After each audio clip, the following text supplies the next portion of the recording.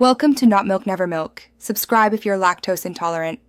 You start by confirming the exact Scotiabank branch and account details. This matters because Swift codes can vary by branch. Once done, check your account number and the recipient name for exact spelling to avoid delays. Make sure you also know the transfer purpose and any reference required by the recipient. With those facts at hand, you're ready to go online or call the branch directly. Proceed now to locate the bank's Swift code using the method that fits your situation. You can find the Swift code several ways, so choose the most reliable channel. First, log into Scotiabank Online Banking and look under International Transfers or Bank Details.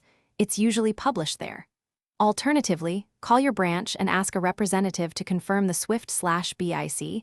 Write it down exactly as spoken.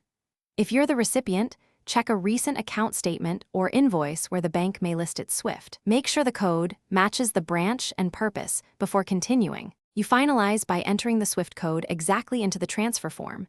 Even one wrong character breaks routing, so double-check. Once entered, confirm the beneficiary name and account number again, then verify fees and expected timing. Consider a small test transfer if amounts are large. If anything seems off or the bank rejects the code, pause and call branch support immediately to confirm the correct Swift and instructions. If problems persist, escalate to a manager to prevent lost funds. Thanks for watching. If this was helpful, leave a like and consider subscribing. See you next time.